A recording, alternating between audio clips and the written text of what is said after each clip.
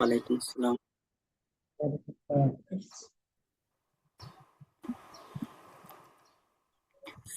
আচ্ছা সাইদ ভাই, আমাদের গতকালকে পড়া হয়েছিল মুহাসসানাত মানবিয়ার একটা প্রকার। 4 নম্বর জি, প্রকারটা শেষ হয়েছিল পূর্ণাঙ্গ হবে। এরপর মুহাসসানাত মানবিয়ার সর্বশেষ প্রকার হচ্ছে বারাআতুল ইস্তিহলাল। এটা হচ্ছে জি, মুহাসসানাত মানবিয়ার সর্বশেষ প্রকার। তো এই সর্বশেষ প্রকার নিয়ে বিস্তারিত এখানে আলোচনা করবে। প্রথমে এর পরিচয় দিবে, এরপর এই ফোন দ্বারা কি উদ্দেশ্য, সর্বশেষ বলবে যে এই ফোনের কি ফায়দা। তো জি, সর্বপ্রথম দেখেন বারাআতুল ইস্তিহলাল কাকে বলে। যদি বালাগাতটা এমন হয় যেখানে একজন মুতাকাল্লিম সে যে বক্তব্যটা দিতে চাচ্ছে সেই বক্তব্যের যে অর্থ, সেই অর্থটা শ্রোতার অন্তরে গেঁথে দিতে চায়, এমন ভাবে সে ব্যক্ত করবে কথাটা যাতে করে মুতাকাল্লিমের অন্তরে যেমন ভাবে ওই বাক্যটা গেঁথেছে ঠিক তদ্রুপ ভাবে যে শুনবে শ্রোতা তার অন্তরেও ওইরকম ভাবে অর্থটা গেঁথে যায়, সেই উদ্দেশ্যে বারাআতুল ইস্তিহলালটা ব্যবহার করা হয়। তো এটাকে জি, নামকরণ করা হয়েছে ইবনুল মুআতাজ। ইবনুল মুআতাজ ওনারা উনি এটাকে নামকরণ করেছেন বারাআতুল ইস্তিহলাল বলে। আর এই বারাআতুল ইস্তিহলাল এটা লেখা বলেন অথবা রচনা বলেন, এগুলোর একটা রোকন হিসেবে ধর্তব্য করা হয়। তাহলে বারাআতুল ইস্তিহলাল কাকে বলা হয়? একজন মুতাকাল্লিম কোন একটা অর্থকে ইলা কলবি সামিঈ, কোন শ্রোতার অন্তরে গেঁথে দেওয়ার ইচ্ছা করেন, হাত্তা ইয়াতামাক্কানা ফি কলবিহি কামা ইয়াতামাক্কানা ফি কলবিল মুতাকাল্লিম, যাতে করে এই শ্রোতার অন্তরে বিষয়টা গেঁথে যায়, মজবুত হয় যেমনি ভাবে একজন মুতাকাল্লিমের অন্তরে গেঁথে গিয়েছে। এটা হলো বারাআতুল ইস্তিহলালের পরিচয়। তো বারাআতুল ইস্তিহলাল বা এই যে শাস্ত্রটা, এই শাস্ত্র দ্বারা কি উদ্দেশ্য? এই শাস্ত্র দ্বারা উদ্দেশ্য হচ্ছে আইয়াকুনা মাতলাউল কালামি মিনাশ শি'r আও নাস দাল্লান আলাল মাকসুদ মিনহু, অর্থাৎ কথার শুরুটা শের হোক অথবা নসর হোক, কবিতা হোক অথবা গদ্য হোক, গদ্য হোক পদ্য হোক, কথার শুরুটা হবে এমন বিষয় দিয়ে যেই বিষয়টা দাল্লান আলাল মাকসুদ মিনহু, যেই শুরুর বিষয়টা তার সামনে যে বিষয়গুলো আসবে সেই বিষয়ের উদ্দেশ্যিত বিষয়ের উপর দালালত করবে। অর্থাৎ এক কথায়, যদি আপনি কাউকে প্রশংসা করতে চান তাহলে সেই ক্ষেত্রে জি, আপনার জন্য উচিত হবে শুরুতেই একটা কথা আনতে হবে, যে কথার মাধ্যমে বোঝা যাবে যে সামনে আপনি এই বিষয় নিয়ে আলোচনা করবেন। অথবা আপনি জি, কাউকে তাহনিয়া করতে চাইলেন, অভিবাদন জানাতে চাইলেন, তাহলে শুরুতে আপনি লিখবেন মারহাবান, এই যে, বা তারহিবান হারুন, উরাহিবুকুম বিকুম তারহিবান হারুন, এই যে একটা শব্দ বললেন, এই শব্দের মাধ্যমে কিন্তু বোঝা যাচ্ছে যে সামনে আপনি কাউকে অভিবাদন জানাতে চাচ্ছেন, অথবা কারোর জন্য সুখ প্রকাশ করতেছেন। যদি আপনার উদ্দেশ্য হইতে সুখ প্রকাশ করা, তাহলে সেই ক্ষেত্রে আপনি সুখ প্রকাশ মূলক কোন তাজিয়া, তাজিয়া মানে সুখ প্রকাশ করা, তো সুখ প্রকাশ মূলক কোনো বিষয় আপনি শুরুতে নিয়ে আসবেন। তাহলে এই শুরুর মাধ্যমে আপনি বোঝা যাবে যে সামনে যে আলোচনা করবেন সেই আলোচনাটা এই সুখ প্রকাশ নিয়েই হবে। গ্রাম বাংলার একটা উদাহরণ এটা আপনি মনে রাখতে পারেন, যে গ্রাম বাংলা শহরেও ধরতে পারেন, যে বক্তারা যখন ওয়াজ শুরু করেন, ওয়াজ শুরু করার জি, আগে কিন্তু উনি বিষয়টা নিয়ে একটা কোরআন শরীফ আয়াত বলেন অথবা কোনো হাদিস বলেন। এই যে কোরআন শরীফ আয়াত এবং হাদিস বলার মাধ্যমেই যারা মোটামুটি ধরনের ভালো জ্ঞান রাখেন ওনারা কিন্তু বুঝে যান যে হুজুর আজকে এই সম্পর্কে বক্তৃতা দিবেন, তাই না? তো বারাআতুল জি, ইস্তিহলালটা এমনই। অর্থাৎ যদি আপনি কাউকে প্রশংসা করতে চান তাহলে প্রশংসা করার জন্য সর্বপ্রথম একটা হেডলাইন দিবেন যে হ্যাঁ এখানে প্রশংসা করা হচ্ছে, এরপরে আপনি মূল বিষয় নিয়ে আসবেন। এই ফর্ম দ্বারাই হচ্ছে এটা উদ্দেশ্য।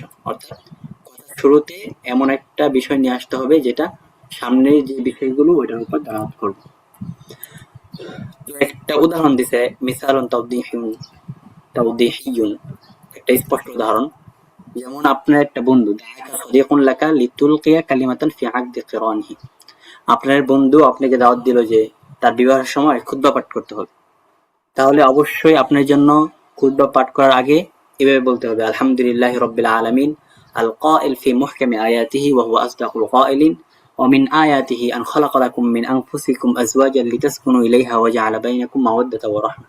দেখছেন, এই যে এই আয়াতের মাধ্যমে কিন্তু বোঝা যাচ্ছে যে আল্লাহ তাআলা তোমাদের থেকে তোমাদের স্ত্রীকে তৈরি করেছেন যাতে করে তোমরা বসবাস করতে পারো, তোমাদের মাঝে ভালোবাসা মহব্বত তৈরি হতে পারে, এবং তিনি তৈরি করে দেন। ঠিক আছে, এই যে আয়াতটা, এই আয়াতের মাধ্যমে কিন্তু বোঝা যাচ্ছে যে সামনে যে বিষয়গুলো আপনি আলোচনা করবেন সব বিষয়গুলো হচ্ছে বিবাহ সম্পর্কে।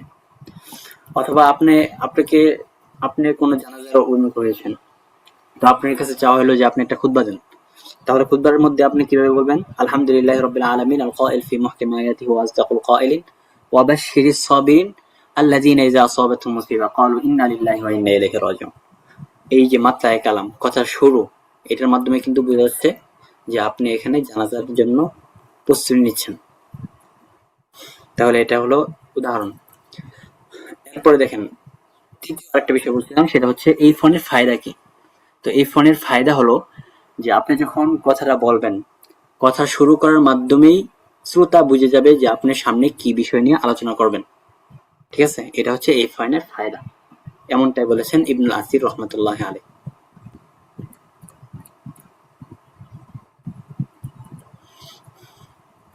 আচ্ছা, এরপরে দেখেন, আমরা আজকে যা পড়লাম তার আরেকটু খোলাসা বলে দিই সর্বশেষ। এটা হচ্ছে বারাআতুল ইস্তিহলাল মুহাসসানাত মানবিয়ার সর্বশেষ প্রকার। মুহাসসানাত মানবিয়ার কিন্তু 23টা প্রকার গেছিল ওখানে মোটামুটি, এর মধ্যে 5টা বিষয় নিয়ে আলোচনা করলো, সর্বশেষ ছিল বারাআতুল ইস্তিহলাল। তো বারাআতুল ইস্তিহলালের পারিভাষিক সংজ্ঞা বলেন অথবা এর মানে কি, এর মানেটা বললাম। একজন মুতাকাল্লিম কোনো একটা অর্থকে শ্রোতার অন্তরে গেঁথে দেওয়ার ইচ্ছা করবেন, অর্থাৎ যেমনিভাবে তার এই কথাটা মুতাকাল্লিমের অন্তরে গেঁথে গেছে, ঠিক তদ্রূপভাবে শ্রোতার অন্তরেও এই বিষয়টা গেঁথে দেওয়ার চেষ্টা করবেন। এটাকে বলা হয় বারাআতুল ইস্তিহলাল। তো বারাআতুল ইস্তিহলাল যে ফন্টটা আছে, এই ফন্ট দ্বারা উদ্দেশ্য হলো যে কথার শুরুর বাক্যটা ফের হোক অথবা নসর হোক, গদ্য হোক পদ্য হোক, শুরুর বাক্যটা এমন হতে হবে যেই বাক্যটা তার উদ্দেশ্য বিষয়ের উপর দালালত করবে। যেমন উদাহরণ দিলাম, যদি কাউকে আপনি প্রশংসা করতে চান, তাহলে আপনার মাতলায়ে কালাম, মাতলা মানে হচ্ছে শুরু, শুরুতে এমন একটা বাক্য আনতে হবে যে বাক্যটা বুঝাবে যে সামনে যেই কথাটা বলতে যাচ্ছেন সেই কথার উদ্দেশ্য হচ্ছে প্রশংসা করা। অথবা কাউকে অভিবাদন জানাতে চাচ্ছেন, তাহনিয়া করতে চাচ্ছেন, তাহলে কালামের শুরুটা ফামাতলাল কালামি তাহনিয়া, তাহলে কালামের শুরুটা এমন একটা শব্দের মাধ্যমে শুরু করতে হবে যে শব্দের মাধ্যমে বুঝতে হবে যে পরবর্তী যে শব্দগুলো আসতেছে, বাক্যগুলো আসতেছে, সেই বাক্যগুলোর উদ্দেশ্য হচ্ছে অভিবাদন জানানো। একটা দুইটা উদাহরণ দিল। একটা হলো যে আপনাকে দেখা হচ্ছে বিবাহের উদ্দেশ্যে, কারো বিবাহ পড়ানোর উদ্দেশ্যে, তো আপনি সেই ক্ষেত্রে কি বলবেন? একটা কোরআন শরীফ আয়াত বললেন, অমিন আয়াতি খালাকালাকুম মিন আনফুসিকুম, এই আয়াতটা, এই আয়াতের মাধ্যমে বোঝা যাচ্ছে যে এখানে আপনি বিবাহ পড়াচ্ছেন। এরপর আরেকটা আয়াত বললো অবাশশিরিস সাবিরিন আল্লাযীনা ইযা আসাবাতহুম মুসিবা, আপনি যখন কোনো জানাজায় খুতবা দিবেন তখন এই আয়াতটা পড়বেন, এর মাধ্যমে বোঝা যাচ্ছে এখানে জানাজার নামাজ পড়ানো হচ্ছে। সর্বশেষ বললাম এই শাস্ত্রের ফায়দা কি। এই শাস্ত্রের ফায়দা হচ্ছে যে কথা কথা যে কথার মাধ্যমে কথা শুরু হবে, এই কথা শুরুর কথার মাধ্যমে আপনি বুঝতে পারবেন যে মুতাকাল্লিমের কি উদ্দেশ্য। তাহলে এই ফোনের ফায়দা কি? শুরুর কথার মাধ্যমে আপনি বুঝতে পারবেন যে মুতাকাল্লিম পরবর্তী বাক্যগুলোর মাধ্যমে কি উদ্দেশ্য নিয়েছেন। এই ছিল আমাদের মুহাসসানাত মানবিয়ার 5টা প্রকার।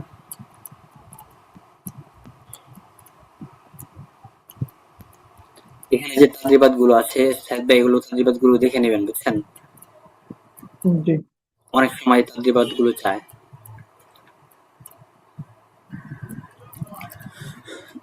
এরপরে আসেন, আমরা পড়েছিলাম যে যদি সৌন্দর্যটা ফিরে লফজের দিকে, দুইটা ভাগ পড়ছিলাম না, একটা হচ্ছে মানার দিকে ফিরবে আর একটা হচ্ছে লফজের দিকে ফিরবে। যদি মানার দিকে ফিরে তাহলে সেই মুহাসসানাতকে বলা হয় মুহাসসানাতে মানবিয়া, আর যদি লফজের দিকে ফিরে সৌন্দর্যতা তাহলে সেটাকে বলা হয় মুহাসসানাতে লাফজিয়া।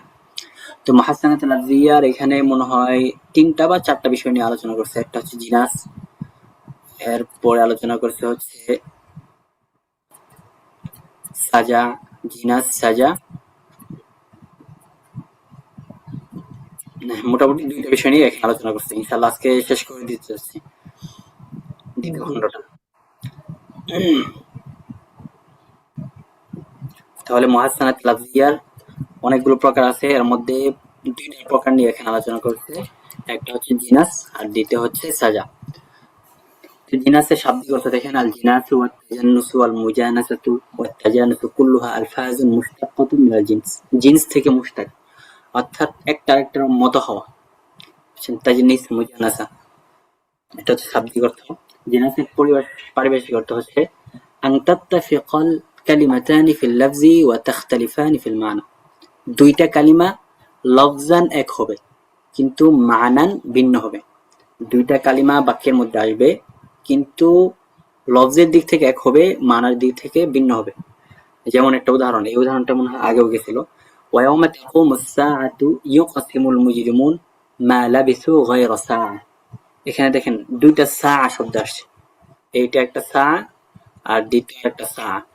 প্রথম সাআ দ্বারা উদ্দেশ্য হচ্ছে কিয়ামত, আর দ্বিতীয় সাআ দ্বারা উদ্দেশ্য হচ্ছে আল ওয়াক্ত, সময়। তো দেখেন এখানে লফজান কিন্তু উভয় শব্দ এক হয়েছে কিন্তু মানার দিক থেকে, অর্থের দিক থেকে উভয় শব্দ ভিন্ন হয়েছে। সুতরাং যদি এমন দুইটা কালিমা পাওয়া যায় যে দুইটা কালিমা লফজান এক হবে, মানারগত দিক থেকে ভিন্ন হবে, তাহলে সেই দুই শব্দকে বলা হবে জিনাস। পরীক্ষার মধ্যে যদি চাই তাহলে দিতে পারবেন ইনশাল্লাহ। জি এরপরে দেখেন জিনাসের প্রকার। জিনাস দুই প্রকার, জিনাসে তাম, জিনাসে গয়রে তাম। জিনাসে তামের জন্য চারটা শর্ত, এই চারটা শর্ত যদি পাওয়া যায় তাহলে সেটাকে বলা হবে জিনাসে তাম। এক নম্বর শর্ত হচ্ছে নাওয়াউল হুরুফ, দুই নম্বর আদাদুল হুরুফ, চার নম্বর হচ্ছে হাইআতুল হুরুফ, চার নম্বর হচ্ছে তারতিবুল হুরুফ। নাওয়াউল হুরুফ, আদাদুল হুরুফ, হাইআতুল হুরুফ, তারতিবুল হুরুফ। এই চারটা যদি শর্ত পাওয়া যায় তাহলে সেই জিনাসকে বলা হবে জিনাসে তাম। তো জিনাসে তামের মধ্যে চারটি শর্তের মধ্যে প্রথম শর্ত হচ্ছে নাওয়াউল হুরুফ। নাওয়াউল হুরুফ কাকে বলা হয়? বিআন তাত্তাফিকাল কালিমাতানি ফিল হুরুফি নাফসিহা, অর্থাৎ দুইটা কালিমা এক হবে শব্দে। যেমন সাআ, ওয়ায়াউমা তাকুমুস সাআতু ইয়াকসিমুল মুজরিমুন মা লাবিসু গায়রা সাআ। এখানে কিন্তু দেখেন কোন শব্দের মধ্যে পার্থক্য নাই, তাই না? সাআতুন সাআতুন মাধ্যমের দিক থেকে উভয়টা হুবহু হরফ, একমত হয়েছে। তাহলে নাওয়াউল হুরুফ হচ্ছে উভয় কালিমা হরফের দিক থেকে হুবহু শব্দে এক হবে। এরপর আদাদুল হুরুফ, হরফের সংখ্যা এক থাকতে হবে।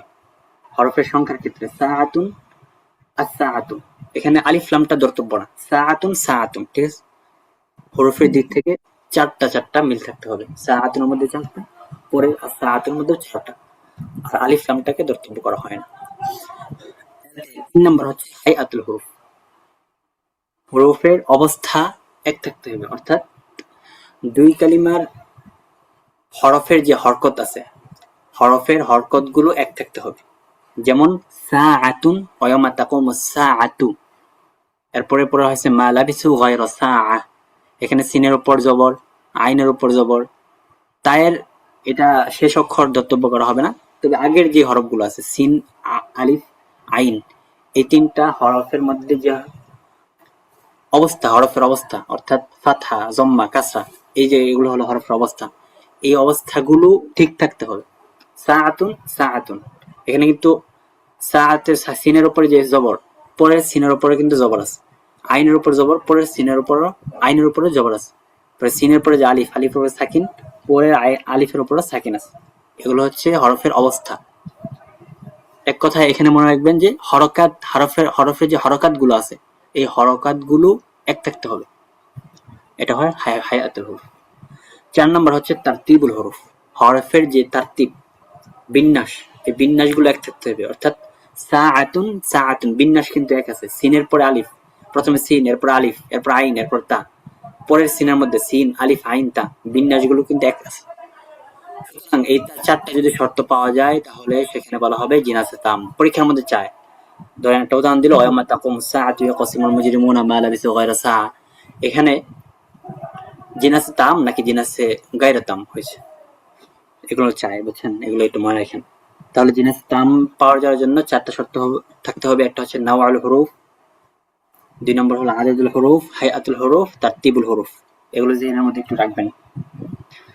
যেমন একটা উদাহরণ দিয়ে দিচ্ছে, ওয়ায়াউমা তাকুমুস সাআতু ইয়াকসিমুল মুজরিমুনা মা লাবিসু গায়রা সাআ। এখানে সাআতুন শব্দটা উপরের জিনাসে তাম হিসেবে ধর্তব্য করা হবে, কারণ এখানে চারটা শর্তই পাওয়া গেছে।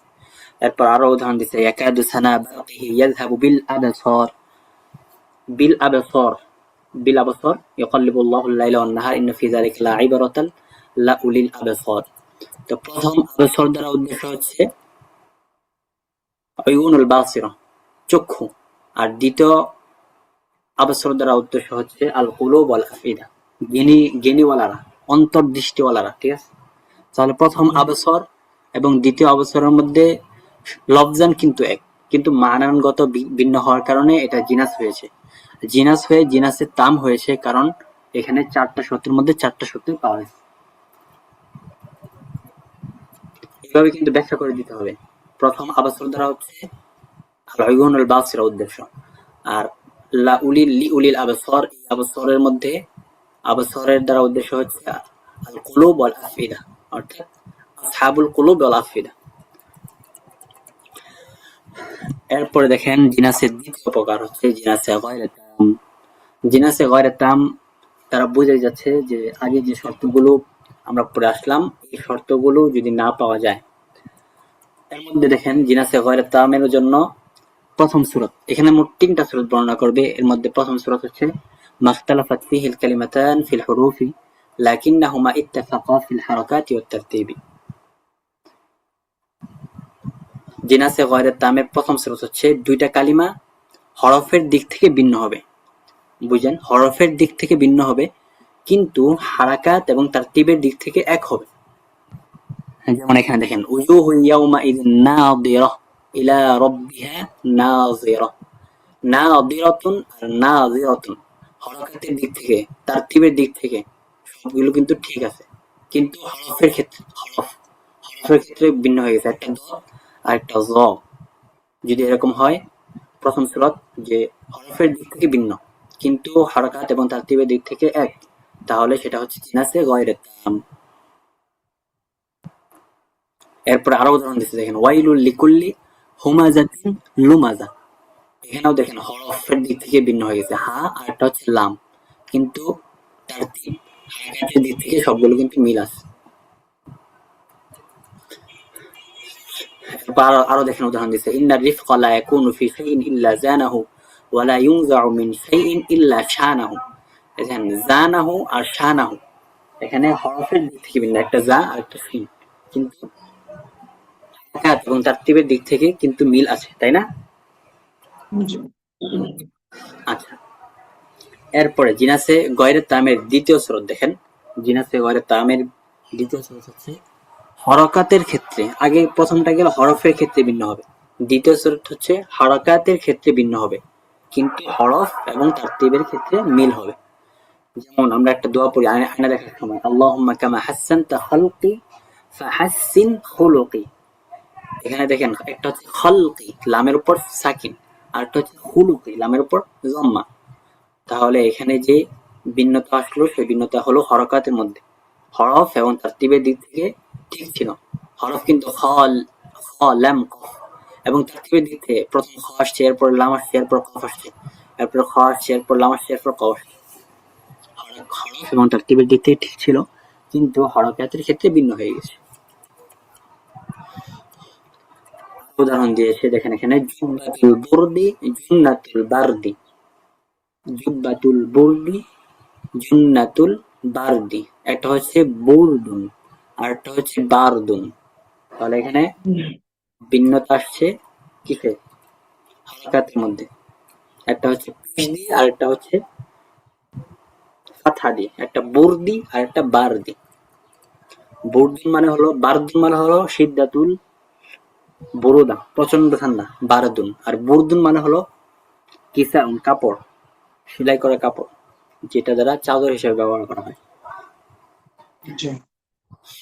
জিনাসে গায়রে তামের তৃতীয় সূরত হচ্ছে মাখতালাফাত ফিহিল কালিমাতান ফিত তারতিবি ওয়াত্তাফাকাতা ফিল হুরুফি ওয়াল হারাকাত। তারতিবের দিক থেকে দুইটা কালিমা ভিন্ন ভিন্ন হবে কিন্তু হরফ ও হারাকাতের দিক থেকে এক হবে, তারতিবগতভাবে ভিন্ন ভিন্ন হবে। যেমন আল ফাকরু ফিল মাকানিল কফরি, আল ফাকরু দরিদ্রতা, আল ফাকরু, আর একটা হচ্ছে কফরুন। দেখেন এখানে কিন্তু তারতিব ঠিক নাই। প্রথম তারতিব হচ্ছে ফা কফ র, দ্বিতীয় তারতিবের মধ্যে কফটা আগে চলে আসছে, কফ র, তাহলে উল্টো হয়ে গেল না? তাহলে এই ক্ষেত্রে এটাকে বলা হবে জিনাসে গয়রে তামের তৃতীয় স্রোত, তারতিবগত বিন্যাসগত দিক থেকে এটা ভিন্ন হবে, হরফ এবং হারাকাতের দিক থেকে এক হবে। জি আচ্ছা, তাহলে আমরা কি পড়লাম এতক্ষণ? জিনাসে তাম মুহাসসানাতে লাফজিয়ার প্রথম প্রকার ছিল জিনাস। জিনাস জিনাসের শাব্দিক অর্থ, পারিভাষিক অর্থ গেল। এরপরে বললাম জিনাসে তাম এবং জিনাসে গয়রে তাম। জিনাসের দুইটা প্রকার, জিনাসে তাম, জিনাসে গয়রে তাম। তো জিনাসে তামের জন্য 4টা শর্ত: নাওয়াল হুরুফ, আদাদুল হুরুফ, হায়াতুল হুরুফ এবং সর্বশেষ ছিল তারতিবুল হুরুফ। এই 4টে শর্ত যদি পাওয়া যায় তাহলে সেটাকে বলা হবে জিনাসে তাম। প্রত্যেকটার উদাহরণ দিলাম। এরপরে বললো জিনাসে গয়রে তাম। তো জিনাসে গয়রে তামের মধ্যে 3টা স্রোত হতে পারে। প্রথম স্রোত হচ্ছে যেখানে 2টা কালিমা হরফের দিক থেকে মুখতালিফ হবে, ভিন্ন ভিন্ন হবে, যেমন উজুহু ইয়াউমাইযিন নাযিরা, প্রথমটা দত, ইলা রাব্বিহা নাযিরা, পরেরটা হচ্ছে য, কিন্তু হারাকাত এবং তারতিবের দিক থেকে এক হবে। এরপরে দ্বিতীয় স্রোত পড়লাম যেখানে 2টা কালিমা হারাকাতের দিক থেকে মুখতালিফ হবে, হরফ ও তারতিবের দিক থেকে একমত হবে। যেমন পড়লাম আল্লাহুম্মা কামা হাসসানতা খালকি ফাহাসসিন খুলুকি। খালকি লামের উপর সাকিন, আর দ্বিতীয় খুলুকি লামের উপর পেশ, হারাকাতের দিক থেকে ভিন্ন হয়েছে। সর্বশেষ প্রকার পড়লাম যেখানে 2টা কালিমা তারতিবের দিক থেকে ভিন্ন হবে কিন্তু হরফ এবং হারাকাতের দিক থেকে এক হবে। যেমন পড়লাম আল ফাকরু ফিল মাকানিল কফরি, প্রথমটা হচ্ছে ফা কফ র, কিন্তু পরবর্তীটার মধ্যে আসছে ক ফা র, তারতিবের দিক থেকে ভিন্ন হয়েছে। এরপর আমরা পড়ব মুহাসসানাত লাফজিয়ার দ্বিতীয় প্রকার। স্যার আগের প্রকারটা কি বুঝে আসছে? জি আচ্ছা, এরপর আমরা পড়ব মুহাসসানাত লাফজিয়ার দ্বিতীয় প্রকার আস-সাজা। জি তো সাজা কাকে বলা হয়?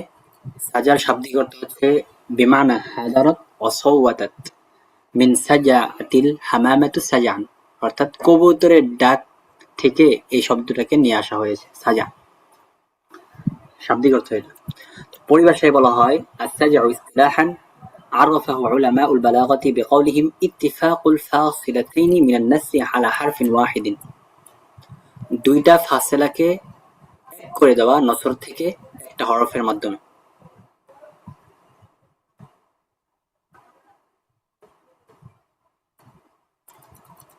আবার বলতেছি, সাজা বলা হয় 2টা ফাসেলাকে এক করে দেওয়া নসরের মাধ্যমে কোন একটা হরফের ভিত্তিতে। ইত্তিফাকুল ফাসিলাতাইনি, 2টা ফাসিলা থাকবে, 2টা বাক্য থাকবে, যে 2টা বাক্যকে এক করে দেওয়া হবে, এক থাকবে, একমত হবে, মিনান নাসরি নসর থেকে, আলা হারফিন ওয়াহিদিন একটা হরফের ভিত্তিতে। তাহলে এখান থেকে বোঝা যাচ্ছে কিন্তু সাজাটা শুধুমাত্র নসরের মধ্যে হয়,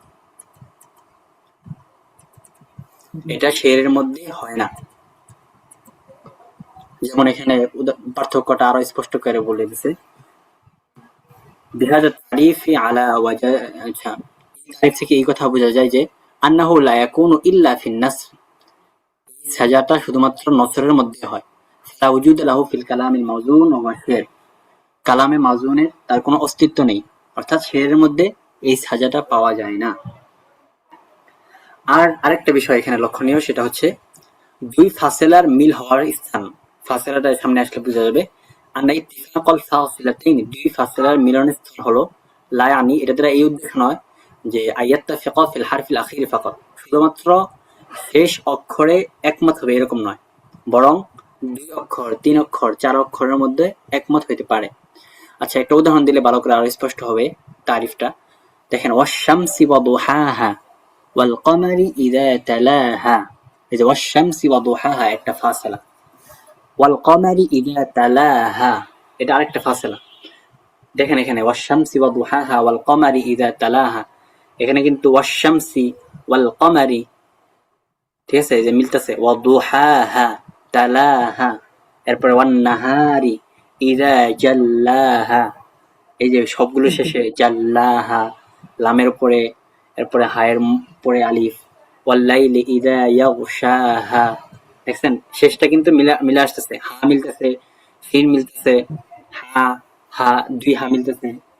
তাহলে দুই ফাসেলার এক এক হবে, এর দ্বারা এটা উদ্দেশ্য নয় যে শেষটাই শুধু এক হবে, মানে হা আলিফটাই শুধু মিলবে এরকম নয়, বরং তার আগের অক্ষর মিলতে পারে। যেমন এখানে মিলল দুহাহা এবং বলল তালাহা, জাল্লাহা, ইয়াগশাহা, সবগুলোর মধ্যে কিন্তু টান আছে। এই দুই অক্ষর, তিন অক্ষর এরকম ভাবে অনেকগুলো মিলতে পারে। তাহলে সাজাটা শুধুমাত্র নসরের মধ্যে হয়, এটা আমরা বুঝতে পারলাম। দ্বিতীয় বিষয় বুঝতে পারলাম এটা শেরের মধ্যে হয় না। এবং আরেকটা বিষয় বুঝতে পারলাম যে দুই ফাসিলের মিলনস্থল হওয়া এটা শুধুমাত্র শেষ অক্ষরেই সীমাবদ্ধ নয়, বরং শেষ অক্ষরের আগে হতে পারে, অর্থাৎ দুই শব্দ হতে পারে, তিন শব্দ হতে পারে। যেমন আরো উদাহরণ দিচ্ছে, মান আশা মাতা ওমান মাতা ফাতা ওয়া কুল্লু মা হুয়া আতিন আতিন। দেখছেন এখানে মান আশা মাতা, মাতার সাথে মিলছে, ওমান মাতা ফাতা। দেখছেন এখানে কিন্তু সাজা, এই যে শেষ অক্ষরটা সাজা, তা ফাতা মাতা, এগুলোকে বলে সাজা। এখানে কিন্তু দুই অক্ষরে মিলতেছে। এরপরে লাইলুন দাজিন ও নাহারুন সাজিন ও সামাউন যাতু আবরাজিন। এরপরে ওয়া নুজুমুন তাজহার ও বিহারুন তাজখর। এখানে র হচ্ছে সাজা। এমনি ভাবে কোরআনের মধ্যে বিভিন্ন প্রকার আছে, আর রহমান, আল্লামাল কুরআন, খলাকাল ইনসান, সবগুলো দেখেন নুন দ্বারা শেষ হয়েছে। আল্লামাহুল বয়ান, আশ-শামসু ওয়াল কমারু বিহিসবান, ওয়ান নাজমু ওয়াশ শাজারু ইয়াসজুদান। এই হলো আমাদের সাজার কয়েকটা উদাহরণ দিলাম। এখন এখান থেকে সাজার প্রকার বলবে। তো সাজাটা কয়েকটা প্রকারে বিভক্ত। প্রথম প্রকার হচ্ছে আস-সাজাউল মুতাররফ। মুতাররফ মানে হচ্ছে এক পার্শ্বে হবে, সাজাটা এক পার্শ্বে হবে। এরপরে আসবে আস-সাজাউল মুরাসসা, এরপরে আসবে আস-সাজাউল মুতাওয়াজি, এটাই সর্বশেষ প্রকার। তো তিনটা প্রকার দেখেন। প্রথম প্রকার আস-সাজাউল মুতাররফ। সাজায়ের প্রথম প্রকার হচ্ছে আস-সাজাউল মুতাররফ। সাজাউল মুতাররফ তার উদ্দেশ্য হলো আন তাত্তাফিকাল ফাসিলাতান, দুইটা ফাসিলা মিলবে, ফিল হারফি, হরফের মধ্যে, অথবা আল হুরুফিল আখিরা, শেষ হরফের মধ্যে যে সাজাটা মিলবে। ওয়া তাখতালিফা ফিল ওজন, কিন্তু ওজনটা ভিন্ন হবে। দুইটা যে কালিমা, এই ওজনগুলো ভিন্ন হবে, তবে সাজাটা মিলবে শুধুমাত্র শেষ অক্ষরে গিয়ে। যেমন একটা দেখেন কোরআন শরীফের আয়াত, আলাম তারা কাইফা ফাআলা রাব্বুকা বিআসহাবিল ফিল, লাম দ্বারা শেষ হয়েছে। আলাম ইয়াজআল কাইদাহুম ফি তাদলিল, এখানেও লাম দ্বারা শেষ হয়েছে। ওয়া আরসালা আলাইহিম তায়রান আবাবিল, এই যে ফিল, তাদলিল, এরপর আবাবিল, এগুলো সবগুলো শেষ অক্ষরে গিয়ে সাজাটা মিলছে লামের মধ্যে গিয়ে। কিন্তু আপনি যদি লক্ষ্য করেন এগুলো কিন্তু একটা ওজন মিল নাই। ফিল কই আর তাদলিল কই আর আবাবিল কই, একটা ওজন আরেকটার সাথে মিল নেই, তাই না? একটা হচ্ছে ফিল, আরটার ওজন হচ্ছে তাফঈল, আরটা হচ্ছে ওজন হচ্ছে আফাঈল। তাহলে ওজন মিল থাকবে না, কিন্তু শেষ হরফে গিয়ে সাজাটা মিলবে। যদি শেষ হরফে গিয়ে সাজা মিলে তাহলে শেষ সাজাকে বলা হবে আস-সাজাউল মুতাররফ। যেমন আরো উদাহরণ দিচ্ছে, মা লাকুম লা তারজুনা লিল্লাহি ওয়াকারা ওয়া ক্বাদ খালাকাকুম আতওয়ারা, এখানে রটা হচ্ছে সাজা, ওয়াকারা আতওয়ারা। এরপরে সাজার দ্বিতীয় প্রকার হচ্ছে সাজাউল মুরাসসা। সাজাউল মুরাসসা বলা হয় আন তাত্তাফিকাল ফাসিলাতানি ফিল ওয়াজন ওয়াত তাকফিয়াতি মা'আল ইত্তিফাকি বাইনাল ফিকরাত, অর্থাৎ সেখানে দুইটা ফাসিলা ওজন এবং কাফিয়ার দিক থেকে মিল হবে। দুইটা বাক্য থাকবে, যে দুইটা বাক্য একটা আরেকটার সাথে ওজন এবং কাফিয়ার দিক থেকে মিল থাকবে। সাথে সাথে এখানে যে ফিকরত মানে হচ্ছে একটা অক্ষর, এই অক্ষরগুলো যে শব্দগুলো আছে, এই শব্দগুলো পরবর্তী শব্দের সাথে মিলাতে পারবেন। যেমন দেখেন এখানে হুয়া ইয়াতবাউল আসজাআ বিজাওয়াহিরি লাফজিহি, এটা বলছে ওয়া ইয়াকরাউল আসমাআ বিজাওয়াজিরি ওয়াজিহি। এখন মিলান, ইয়াতবাউ ইয়াকরাউ, আসজাআ আসমাআ, বিজাওয়াহিরি বিজাওয়াজিরি, এরপরে ওয়াজিহি লাফজিহি। সবগুলো শব্দ কিন্তু ওজন এবং কাফিয়ার দিক থেকে একটা আরেকটার সাথে মিলতেছে। তাহলে এই সাজাকে বলা হবে আস-সাজাউল মুরাসসা, যেখানে সবগুলো শব্দ পরবর্তী বাক্যের সাথে একটা আরেকটার সাথে মিলাতে পারবে। এরপরে আস-সাজাউল মুতাওয়াজি, তৃতীয় প্রকার হচ্ছে আস-সাজাউল মুতাওয়াজি। আস-সাজাউল মুতাওয়াজি বলা হয় وإن تتفق الفاصلتان في الوزن والقافية دون بقية اللفظ দুইটা ফাসেলা ওজন এবং কাফিয়ার দিক থেকে মিলবে অন্য শব্দগুলো ছাড়া। দুইটা ফাসেলা থাকবে, যেই দুইটা ফাসেলা এক হবে ওজন এবং কাফিয়ার ক্ষেত্রে, কিন্তু অন্য কিছু শব্দ থাকবে যে শব্দগুলো একটা আরেকটার সাথে মিলবে না। যেমন এখানে দেখেন আল্লাহ তাআলা বলছেন ফিহি সুরুরুম মারফুআহ ওয়া আকওয়াবুম মাওদুআহ। এখানে মারফুআহ আর মাওদুআহ এটা কিন্তু ওজন এবং কাফিয়ার দিক থেকে এই দুইটা ফাসেলা এক হয়েছে, কিন্তু অন্য শব্দগুলো ফিহি সুরুরুন তারপর আকওয়াবুন এই দুটো শব্দ কিন্তু আগের শব্দগুলো মিলে নাই। সুতরাং যদি কোনো বাক্যের মধ্যে দুইটা ফাসেলা ওজন এবং কাফিয়ার দিক থেকে এক হয় কিন্তু অন্য শব্দগুলো এক না হয়, তাহলে সেটাকে বলা হবে আস-সাজাউল মুতাওয়াজি। এমন আরো উদাহরণ রয়েছে, যেমন ইযা ওয়াকাআতিল ওয়াকিআহ লাইসা লিওয়াকাআতিহা কাযিবা। এখানে ওয়াকিআহ আর কাযিবা ওজন এবং কাফিয়ার দিক থেকে কিন্তু এক, কিন্তু অন্য যে শব্দগুলো আছে এই শব্দগুলো ওজন এবং কাফিয়ার দিক থেকে এক নয়। তাহলে মোটামুটি আমাদের বালাগাতটা আলহামদুলিল্লাহ শেষ হলো। জি আচ্ছা, তাহলে আজকে আমরা কি পড়লাম? সর্বশেষ পড়লাম সাজা। সাজাটা হচ্ছে মুহাসসানাতুল লাফজিয়ার দ্বিতীয় প্রকার। তো সাজায়ের শাব্দিক অর্থ গেল, পারিভাষিক অর্থ বললাম দুইটা ফাসেলাটা এক হবে আর সেটা সবসময় নসরের মধ্যে হবে কোন একটা হরফের ভিত্তিতে। জি আর মূল পয়েন্ট শুরু করার আগে দুইটা বিষয় মনে রাখতে হবে, সেটা হচ্ছে এই সাজাটা শুধুমাত্র নসরের মধ্যে হয়, কালামে মাউজুন শেরের মধ্যে হয় না। আরেকটা বিষয় বললো যে দুইটা ফাসেলা একমত হওয়া এটা শুধুমাত্র শেষ অক্ষরেই সীমাবদ্ধ নয়, বরং শেষ অক্ষর অতিক্রম করে 2 অক্ষর 3 অক্ষরের মধ্যে হতে পারে। যেমন উদাহরণ দিল ওয়াশ-শামসি ওয়া-দুহাহা ওয়াল-কমারি ইযা তালাহা ওয়ান-নাহারি ইযা জাল্লাহা ওয়াল-লাইলি ইযা ইয়াগশাহা। এরপর সাজার 3টা প্রকার বললো, আস-সাজাউল মুতাররাফ, আস-সাজাউল মুতাওয়াজি, এরপর ছিল আস-সাজাউল মুরাসসা। তো আস-সাজাউল মুতাররাফ বললো দুইটা ফাসেলা হরফ শেষ হরফের ভিত্তিতে একমত হবে, যেমন আলাম তারা কাইফা ফাআলা রাব্বুকা বিআসহাবিল ফিল, ফিল তাদলিল আবাবিল লামের দিক থেকে একমত হয়েছে। এরপর বললো আস-সাজাউল মুরাসসা। আস-সাজাউল মুরাসসা হলো ওজন এবং কাফিয়ার দিক থেকে উভয়টা ফাসেলা একমত হবে এবং এই দুই ফাসেলার মাঝখানে যত ফিকরাত আছে শব্দগুলো আছে এই শব্দগুলো একটা আরেকটার সাথে মিলাতে পারবেন। যেমন ইয়াতবাউল আসজা, ইয়াতবা ইয়াকরা, আসজা আসমা, জাওয়াহির জাওয়াজের, লাফজিহি ওয়াজিহি। এরপর সর্বশেষ সূত্র বললো আস-সাজাউল মুতাওয়াজি। আস-সাজাউল মুতাওয়াজি বললো যে ওজন এবং কাফিয়ার দিক থেকে দুইটা ফাসেলা এক হবে, অন্য সব বাকি যে শব্দগুলো থাকবে সেগুলো একটা আরেকটার সাথে ওজন এবং কাফিয়ার দিক থেকে মিল থাকবে না। যেমন বললাম ফিহা সুরুরুম মারফুআতুন ওয়া আকওয়াবুম মাওদুআহ। এখানে ফিহা সুরুরুম মারফুআতুন আর মাওদুআতুন এই দুটো এক হয়েছে ওজন এবং কাফিয়ার দিক থেকে, কিন্তু বাকি যে শব্দগুলো আছে ফিহা সুরুরুন এরপর আছে আকওয়াবুন এই শব্দগুলো কিন্তু মিলে না। আচ্ছা, তাহলে এই পর্যন্ত থাক সাহেব ভাই। আলহামদুলিল্লাহ আমাদের জি তাহলে আরজ শেষ হলো, এরপর বালাগাতটা শেষ হয়ে গেল, তাই না? জি এরপরে কোনটা শুরু করবেন? আদব? জি আদবটা শুরু করা যায়। আচ্ছা ঠিক আছে। সাহেব ভাই কোনো প্রশ্ন আছে? প্রশ্ন থাকলে বলতে পারেন আজকে পড়ার জি না মধ্যে। ভাই, আমি ভিডিও দেখবো না, ভিডিও দেখে আমি করবো না। আচ্ছা ঠিক আছে সাহেব ভাই, কোনো সমস্যা থাকলে অবশ্যই জানাবেন। জি অবশ্যই। আচ্ছা ভাই ঠিক আছে সাহেব ভাই, ভালো থাকেন। ঠিক আছে। আসসালামু আলাইকুম।